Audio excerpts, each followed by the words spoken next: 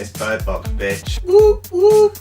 Bandersnatch. That is incredibly racist. I know, but I think that's what they were getting at. Okay, whatever. Bibliographical.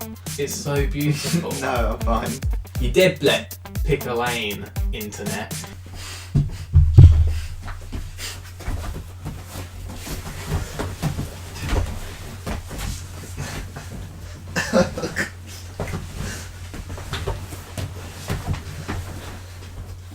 Boys are back in town. We are the Film Me and the Guys. Film Me and podcast. Welcome to the Film Me and podcast. We're back. It's a new year. Hashtag new year, new us. And this time we thought we'd get on the Netflix hype train and do a review for Birdbox. So this is our review for Birdbox. I'm Marley. I'm Callum. And we are the Film Me and the Guys. Film Me and podcast. That's what we are. That's it. We haven't done it in so long. It's been a while. We can't see anything. We don't even know if this is recording. We don't even know if we are where we think we are. Well, we drink beers, don't we? Where are the beers?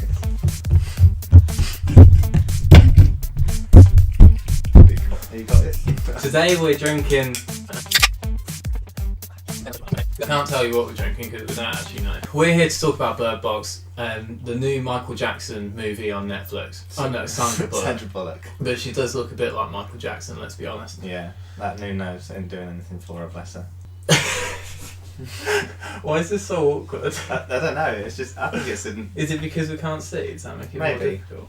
I thought it was pretty good. I liked the overall kind of feel of it. Cinematically, it was filmed really nicely. Storyline was pretty good. Mm-hmm. Some stark similarities to other films. Are you talking about A Quiet Place? Specifically A Quiet Place. Yeah, I thought it was really good, but I didn't think it was as good as A Quiet Place, and I think it's because there was sound in it. The reason A Quiet Place was so good is because it was filled with silence so much it kept you guessing the whole way.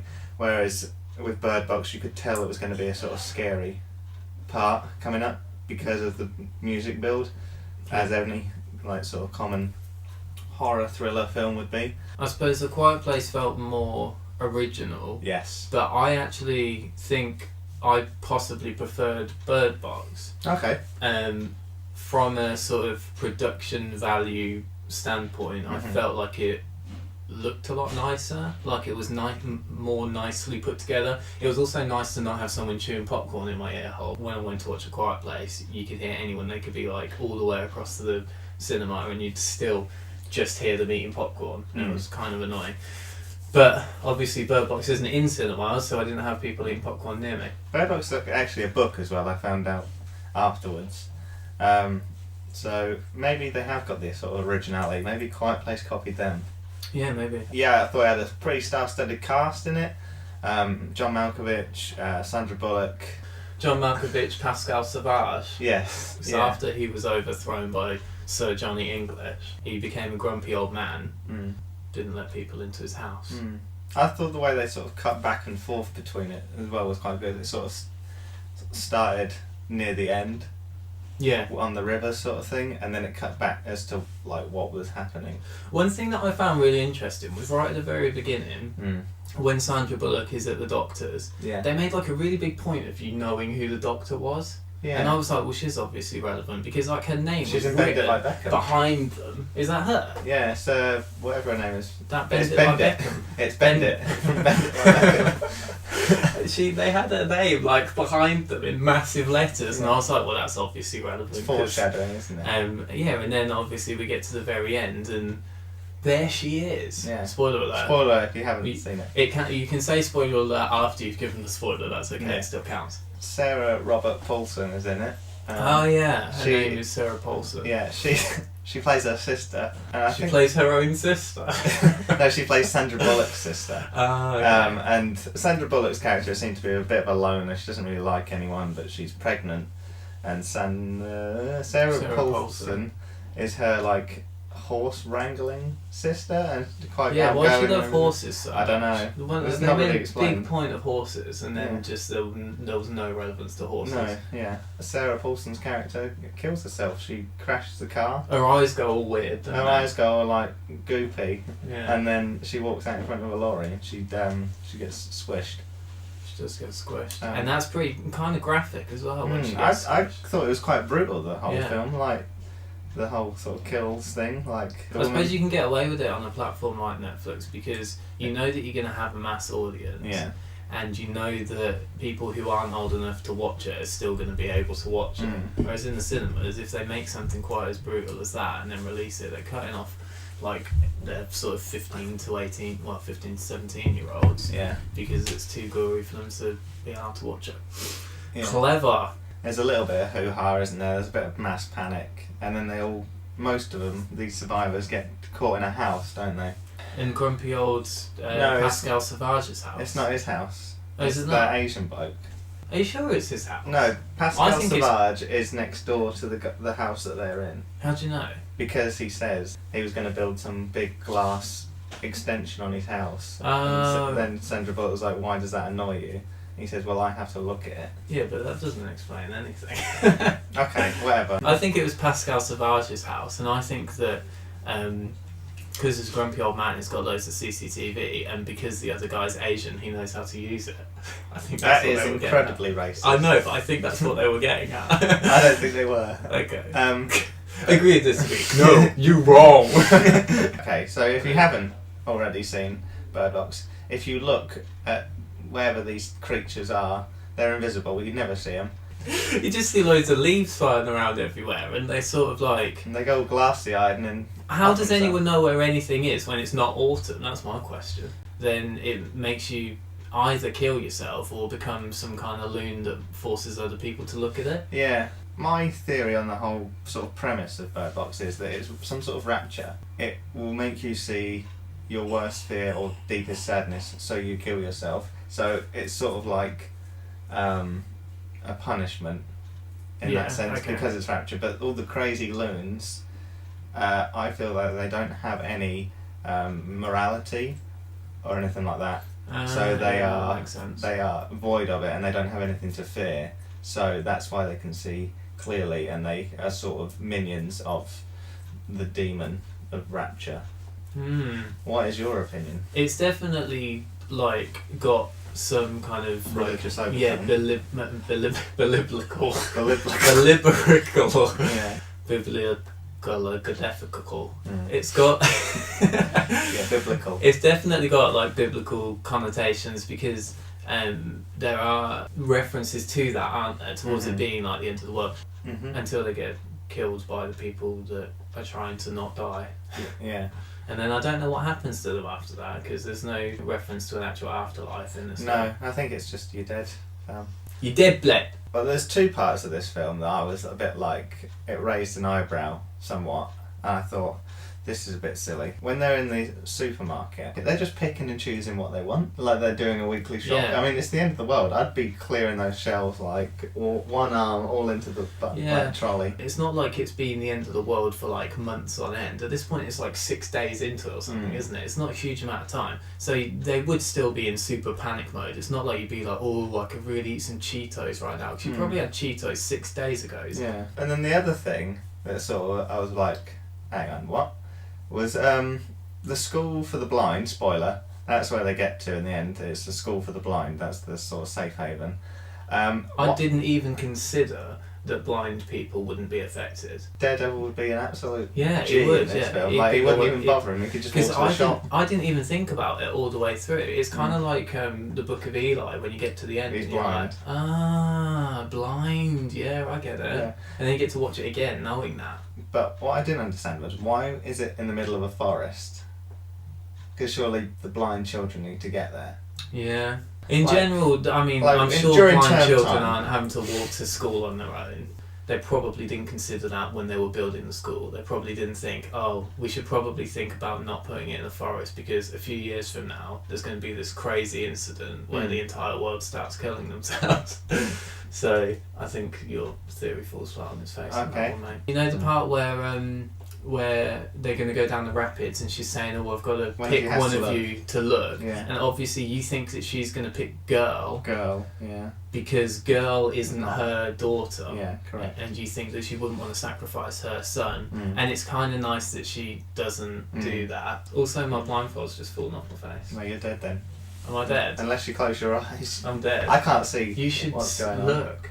It's so beautiful. No, I'm fine. It's really beautiful. But anyway. I would give it... Oh, we're drinking Heart and Soul, by the way. I can see this now. Speaking of Heart and Soul, you should look, because it's so beautiful. Back off. I'm going to give it 7 Pascal Sauvages Out of 10. out of 10. Cool. 3.5 birds out of 5. And you can put any bird you like. Okay. Because I thought it was enjoyable, but it wasn't anything I was just like, wowie. But the internet has gone crazy over this. Yeah, It's like they're seriously... At the time of recording, I think it's just over 45 million views in a week or something like that, which is pretty mental. That is absolutely crazy. You know, this is how things are changing. We're going to do a little bit of a double bill here, carrying on with the Netflix hype train. Whoop, whoop. We're going to do Black Mirror Bandersnatch. Whoop, whoop. Brandy Snaps. And I'm going to take my blindfold off. The blindfold is still relevant for Brandy Snaps. I didn't see... Did you not see an ending with a blindfold? No. Let's just outline what Bandersnatch is first. Okay. Bandersnatch. So Bandersnatch, the new Black Mirror episode by Charlie Brooker, is a choose-your-own-adventure movie. Sort of, yeah. Sort of. Some people don't want to call it a movie, some people want to call it a game. Obviously it's not a game, but there are also those games where you choose your own ending, which some people are calling movies. So pick a lane, internet.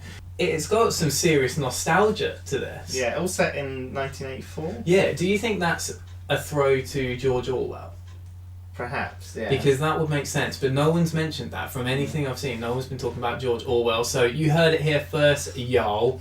Film Me and Podcast, repping the George Orwell hype. Yeah. 1984, what? Yeah, it sort of outlines 1984, you're a young lad, played by Theon Whitehead from Dunkirk, and you want to make a game based on the book called Bandersnatch, where it's a create-your-own-adventure book, but the guy went crazy and cut his wife's head off. He got all like obsessed with multiple realities. Yeah, And you can be alive in one reality, but you might not be alive in the other one. Whatever choices you make here can differ in another. the creation of it is very impressive. How it's put together. There's something in my eyeball that there probably isn't in another reality. Aside from the actual filming and everything, it all being set in the 80s, it had that whole sort of 80s feel to it where it's like innovative technology, but in reality it's not that difficult to do, because all it is a link to another video. Yeah. My only criticism is that I can't see every possible thing. If you let it just run through it and make its own decisions, which it does do, it's now an hour and 30. But if you want to see every single You can clip, carry on playing. then it's 5 hours and 12 minutes or Oh, is something it really? total. Yeah.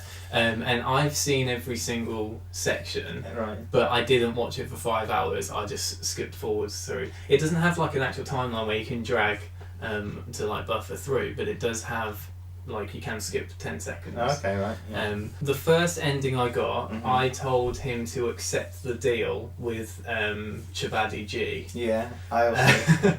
I said yes as well. I said yes, and then he was like, "You've made the wrong decision there." Yeah. And what's his name? That geezer. with the Will eyebrows. Poulter. Well, and he's not the one that everyone thinks he is.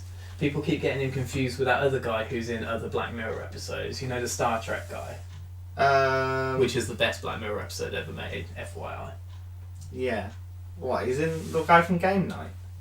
Yeah, the Oh, guy from yeah. Game Night. For some reason, people keep getting him confused. They with- don't look anything They alike. don't look alike, but I think it's the mannerisms. and the whole kind of character, creepy I get character that. thing. Yeah. Let's just talk through how it starts. Yeah. So, you've got this one geezer, what makes games. Yeah, he wakes up. He wakes up in the morning. Yeah. His alarm goes off, and what song is playing? I can't remember now. Relax, don't do it. Yeah. When you wanna go do it, relax. Do it. Frankie Goes to Hollywood? Yeah. Sweet. So, so that's playing, which is instant classic, and they've already got you. At that point, they've already got you. His dad asks him what kind of cereal he wants. Which cereal did you choose? I went Frosties. I went Frosties. Did you notice that later on in the episode there was an advert for Frosties? Yeah. You know what would have happened if you picked Rice Krispies? An advert for Sugar Puffs. The games that whatever his name is, Colin, creates. One's called Nosedive. Yeah, they're all named after other episodes. Yeah, Nosedive and Metalhead. And the only reason I noticed that, because I did not remember the names of those old episodes, only reason I noticed is because at the end of the episode it tried automatically playing Nosedive. Obviously they're trying to get extra viewers for the whole of Black Mirror off the back of this hype, because I think Black Mirror hasn't been as successful as they hoped it would be. I think it's more of a cult following than it is a general. And so I think they're just trying to automatically get people to watch the first episode. And Nosedive is the sort of social media aspect. Yeah, and I think that's a great one to throw people at directly off the back of this, because that's going to be one that people are going to really be interested in. I think that is almost exactly the same as the Meow Meow Beans episode of Community. Yes, absolutely. It's really, really similar, and I've never heard anyone make that comparison. So again, you heard it here first, y'all. Filmium podcast. Doing it first. You pick your cereal, and then you decide whether you want to kill your dad or not. Is that right? Yeah, pretty much, yeah. So there's a dog digging up holes in the back garden, which is relevant to a couple of the endings, actually. I thought it might have been. You've created this game called Bandersnatch. It's a choose your own adventure 3D game where you've got the bad guy is called Pax, and he is like this kind of lion head man. Thief of Destiny. Thief of Destiny, yeah. But the game doesn't work properly. Chabadi G's not happy about that. No. So he's saying, I could not take him seriously in this. I know he's not really supposed to be taken seriously even in this. He's a sort of Del Boy character in this. The problem is, he's a character in reality now. Like, he's come out of People Just Do Nothing, and he's now actually, he's like a... Like a Keith Lemon. Yeah, exactly what I was going to say. Yeah, he's like a Keith Lemon. He's like part of the actual world. Yeah. So now I struggle with him in anything else. Sacha Baron Cohen is known as Borat but he's a star in his own right. Okay, I take it back. So you get to the games company, what's it called, like Tuckersoft? Yeah, Tuckersoft is exactly right. And you have to choose whether you want to accept the offer because they want to take your game on, or refuse it. I accepted the offer, and then Will Poulter's character Colin walks past you and goes, "You've made the wrong choice there." Yeah. And then your game gets given a 2-star rating by that some geezer, some dork on TV, what gets to decide your fate. Yeah. And it's not that successful, and then you say, well, I'm gonna have another go or whatever, and then you get up and it kind of goes back to you making that decision. Yeah. And when you get to that point, obviously you're going to pick the other one. Yeah. And this time you refuse. The reason he refuses is because he wants to work on the project on his own without distractions, which is fine. And, you know, Will Poulter agrees with that, and he says, you know, that's, you kind of, when you're an artist, you're in the zone, blah, blah, blah. You want to make your own thing. All that ting. So then he goes home and he's working on it loads, and he's getting really frustrated because it's not quite working. And you're also, you've got a counsellor, haven't you? Yeah, but we're getting to that. No. Oh yeah, no, he has seen his counsellor once by this point, hasn't he? Yeah. This is so complicated. Yeah. This is really hard to even talk through. And So we've not done one ending yet. No. Should we just say the endings we've got? I think there's basically 5 main sort of sections that you have to go through. It's your breakfast, what music you choose to start with. Yeah. And just so you know, the music that you choose forms the soundtrack for the rest of the film for you, FYI. Yes, absolutely. Which is really clever, because that's like, again, it's something that they didn't have to do, but they just did it because it's cool.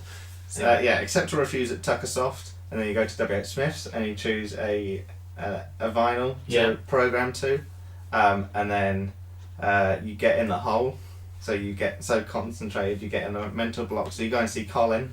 Yeah. And then you can choose to take acid or not take acid. Well, but you don't necessarily have to follow Colin. Yes. So that's the thing. So your dad forces you to go out for lunch because you swore at him, or didn't swear at him. Yeah. Depending on your choice.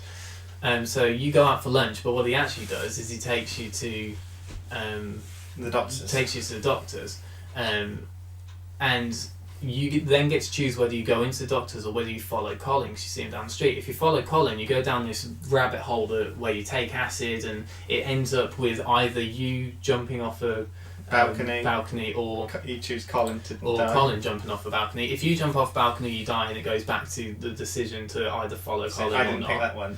Neither did I originally. But if you choose for Colin to jump off, then you just see Colin splat on the ground or on the top of a van or whatever it was. Yeah. That was a really, really cool scene. Not so much for jumping off the balcony, but the bit in between where he's tripping on acid, the way it was made was stunning. He talks about Pac-Man, which I found really interesting. He's saying that Pac-Man is basically like caught in a maze forever. He's caught in a maze and he's forced to consume, and even when he thinks he's getting out of the maze, he comes back in the other side and all this stuff, and it's like real kind of mind-boggling. It's sort of another sort of dystopian throwback to like a 1984 kind of scenario. Yeah, exactly. Like it's just power and control. You're not in control of your own destiny. It's really, really well put together. That's the thing.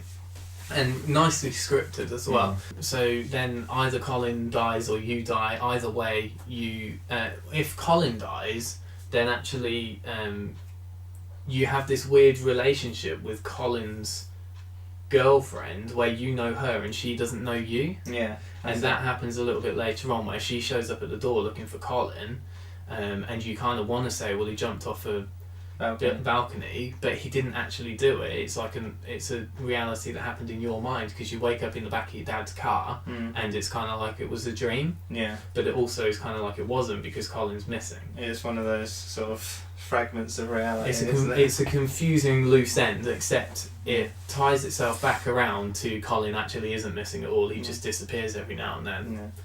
After this point is the sort of jumping off point, isn't it? You can get multiple different endings from here. So I got the ending. I think it's called Meta Fu, is the correct ending for it, which is where you play through it and it's all a bit boring. Like you think like you think you're not in control, and then your computer says you're either being controlled by Netflix or the sort of the breaking off symbol, and I chose Netflix and tried to explain it to him, and then you go to the therapist and say, I'm being controlled by Netflix. It's like an entertainment system from the future. Yeah. And she's like, do you not think if this was entertainment it would be a little bit more exciting? Yeah, a little bit more exciting. So you can either choose yeah or fuck yeah. So I chose fuck yeah. And you throw the tea in her face, and then you have like some sort. She gets batons out and you start fighting.